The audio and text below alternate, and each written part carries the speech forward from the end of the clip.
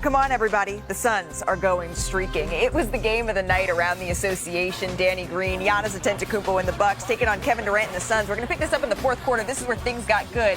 Durant, he had 29 through three quarters and just kept pouring it in the fourth day, Danny. Yeah, he was hot. He's a hot hand. They found him. They did a good job of getting him and keeping him in rhythm. Well, it's hard to stop Giannis when he's going at the rim like that. It's a bully.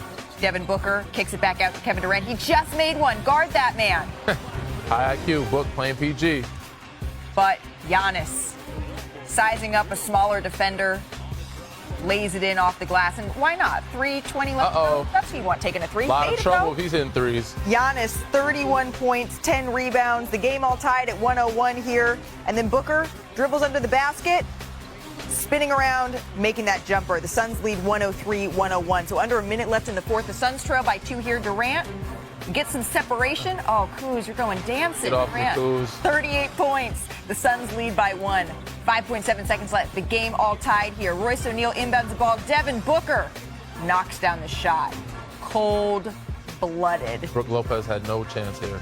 19 and 12 for Devin Booker here. Just a great play by the Suns out of timeout. They now lead by 2. One more chance here for the Milwaukee Bucks, but this was just a kerfuffle. A collision. You see Giannis and AJ Green bump into each other. Almost got a 5-second call, and Brook gets a fadeaway turnaround. Let's listen to Booker. Play was for K, a play that we ran in Paris this summer, right before halftime in his first game back. I haven't watched it back yet, so I don't know if they denied him, but, Royce came to me, also set a great screen, and, just hit the shot.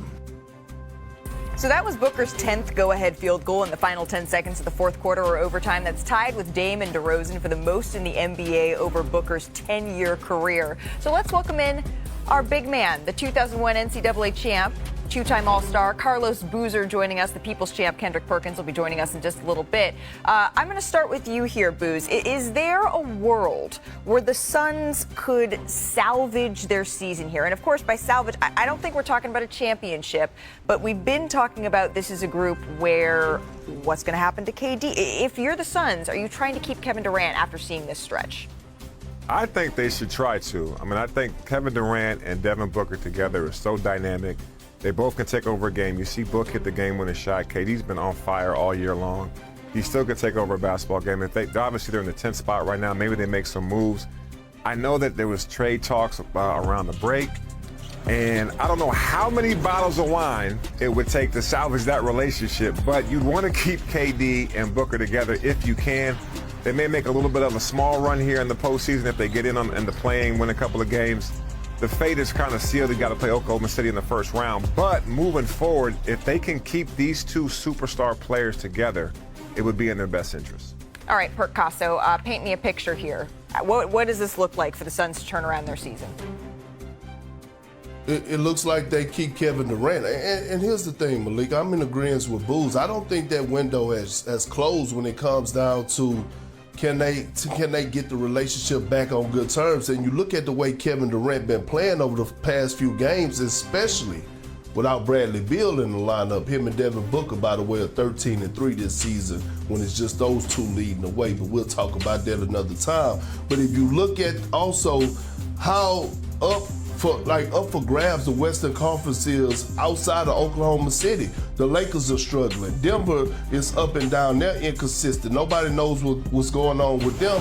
And so I'm the Phoenix Suns. I'm looking like, hey, let me get into this play-in tournament with Kevin Durant playing at this high level, Devin Booker doing his things at the point guard somewhat position, and let's see where they fall. Yeah, so KD's averaging 40 over his last 2 games, but March is sort of the weirdest month of the year, right? If you're just to look at the last couple of weeks, you think that the Chicago Bulls are going to defeat the Cleveland Cavaliers in the first round. Like, things do get a little bit funky here, but they're putting together something. Of course, Bradley Beal has this no-trade clause that's sort of hanging over this whole thing, but if you're the Suns, you're kind of saying, okay, maybe we have something here. Is there another way that we can improve around these two players here? The Suns do have the hardest remaining schedule, That is the big picture, right? Let's zoom in back on last night's game. We saw the game winner, the 19 points, but his impact didn't just show up in the stats here. So let's go beyond the box score, Danny Green, with Devin Booker. What did you see from him last night? I've seen what I've seen from him this past summer, him playing point guard and sacrificing himself for the good of the team.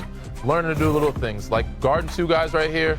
He has to just, if double team comes, he comes, contested shot. Brook Lopez leaks out, gets the ball, of course, but sets up his young rook for a poster dunk on one and only Giannis Antetokounmpo. That's a momentum changer right there. But he did this all night long. He was playing point guard, getting in seams, getting in the paint.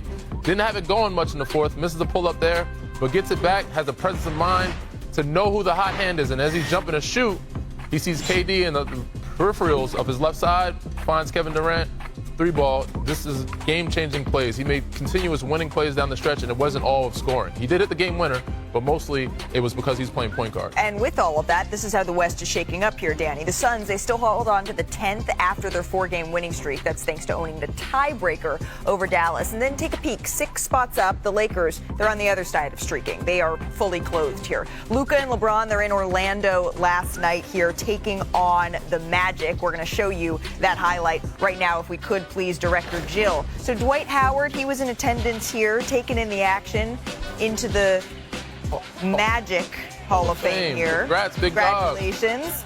Austin Reeves taking notes from Luka Doncic with a no-look behind the back. Ooh, that's smooth. Nice setup from Reeves there. LeBron finishes inside. The second quarter here, Luka Doncic hits the right wing three. He's hitting that from both sides of the floor now. Yeah, he's in really good rhythm right now. Unfortunately, he's the only one. Yeah, he's starting to look pretty good. LeBron, again, second game back from injury here. LeBron and Luka combined for 35 points in the first half. The Lakers led by 2 at the break. The third quarter, though, has been a struggle for the Lakers here recently. Franz Wagner hits the floater there. And then later in the third, Paolo Banchero hits that right wing three. Looking like Luka in his spot. Fourth quarter, Magic up.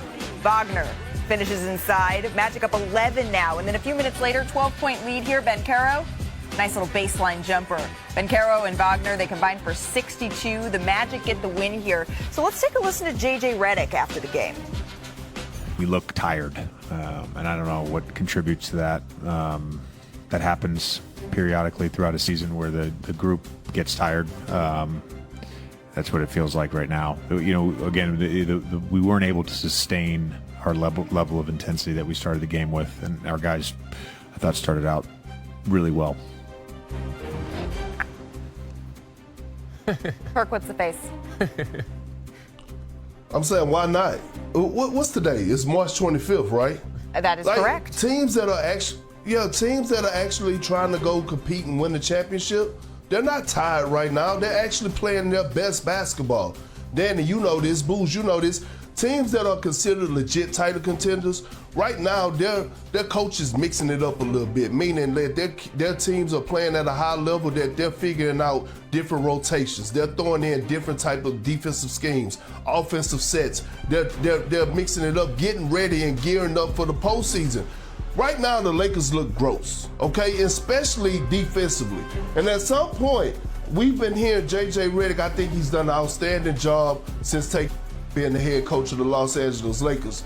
But the defensive effort that Luka has been putting forth has to be called out. He has to do better defensively. He has to bring that energy like he does on the offensive side of things. He cannot be a liability because teams are going to search him out, especially when you look at the athleticism that they have around the league at the wing and guard position. The Lakers are not in a good spot right now, but they have time to pick it up. But when you're a contender, you want to be playing your best basketball, especially on March 25th when it's only about 3 weeks away. That's true. We have seen the Cleveland Cavaliers stumble a little bit recently. There is still sort of a reshuffling right now. It's a weird time. How concerning, Booz, is this Lakers 3-game winning streak? It's definitely concerning because you want to be playing your best basketball, to what Perk said, going into the postseason, right? I think when they went on their 7-8 game winning streak for that two-month span or whatever it was, they were like number one in defense. They were outstanding defensively. They were getting rebounds, blocking shots, getting in passing lanes. Then Bron gets hurt. They win a couple more games. Luka holds it down. But to Perk's point, you know playoff basketball. You're gonna put Luka in help side positions where he's got to be the helper. Put him in pick and rolls where he's got to be the one that shows on the guard. They're gonna put him in every scenario to have to play defense and think as a defender. And I'm not knocking. Look, Orlando Magic, if Paolo Banchero and Franz Wagner never get hurt, they're not in the 8th seed. They're probably like in the 4th seed in the Eastern Conference, right? So they're a really good basketball team. They're getting healthy. They're playing great. But they gave up 70 points to the Chicago Bulls in the paint the other day, 146 points total. There's no way they're going to catch up to OKC in the playoffs and knock off the Denver Nuggets on the way to a Western Conference or a title run if they're playing defense like this. Yeah, I'm not as concerned as these guys are. It's LeBron's second game back, and I know a big part of what they do is with him. So he's got to catch rhythm. He's got to get not in shape, but he's got to get back to himself, which we know he will. He'll turn up for the playoffs. The defensive issues are a little concerning. But offensively, they're explosive. And the game will slow down in the playoffs. And you have a guy like LeBron and a guy like Luka who can dissect defenses and make the right plays. You can't just turn them over. You always have a chance at winning. But they have to have all three of their guys, their big three with Austin Reeves, playing really well to win games if they're going to play like this defensively. They're also trying to work Rui Hachimura back into the lineup here, not just LeBron James. I spoke with LeBron the other night after the Chicago Bulls loss, and I asked him, down the stretch, how do you balance health, trying to gel, but also be rested when the playoffs come? And he said, maybe in the East there's such thing as rest. There's no such thing as rest in the Western Conference. That's how stacked up these two things are. The one thing to keep an eye on is that third quarter and then giving up an average of 127 points during this losing streak. That is not winning basketball. 5.5 seasons in Miami. He took them to the 2020 bubble finals. Did you guys have to show that highlight? Sorry, Danny. They were a 5 seed then and then helped the Heat become the second 8 seed to ever make the finals in 2023. I got some better highlights for you. That's in large part because Butler takes his game up a few notches. You know this, Jimmy, about Jimmy. He has upped his scoring average by nearly 4 points a game in the postseason, and that's where you get the nickname